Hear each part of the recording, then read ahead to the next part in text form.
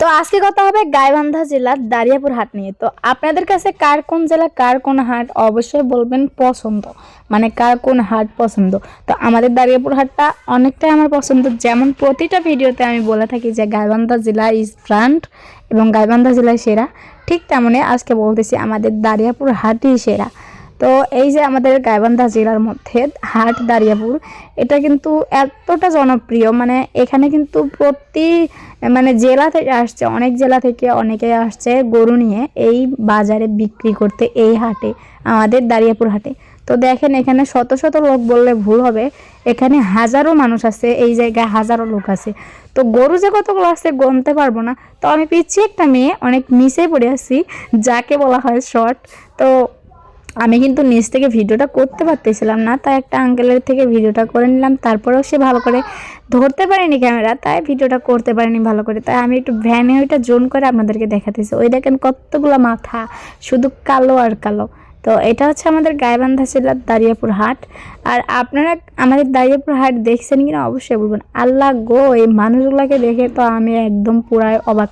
তো আজকে যাওয়া হচ্ছে, তো আমি আজকে যাবো মাছুহাটি, ডিমহাটি এবং আমাদের মানে এক কথায় বলা যায় আজকে আমি যাব দারিয়াপুরের ভিতরে, বাজারের ভিতর, যেখানে আমি কখনো যাইনি। আল্লাহ গো, গিয়ে একদম একটা পাগলের সামনে পড়ছি।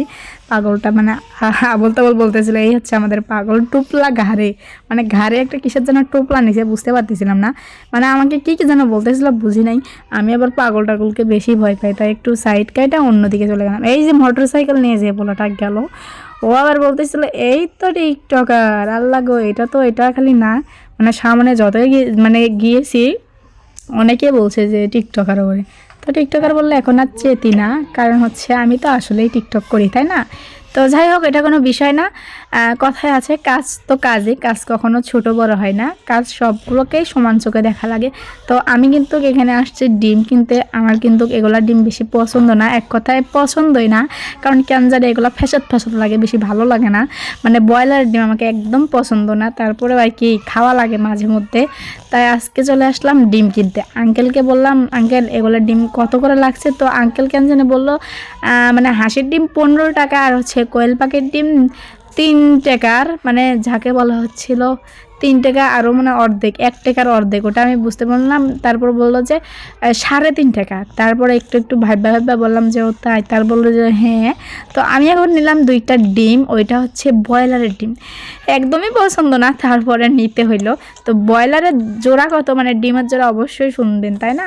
তো ব্রয়লারের ডিম হচ্ছে 2টায় 20 টাকা নিল। আমার আবার বেশি পছন্দ না, তারপরেও নিলাম ডিমগুলা, তো খাওয়া তো লাগবে, তাই না? দেশি মুরগি শেষ হয়ে গেছে আমার মায়ের বাসায়, মানে আমার মায়ের ঘরে ছিল দেশি মুরগি।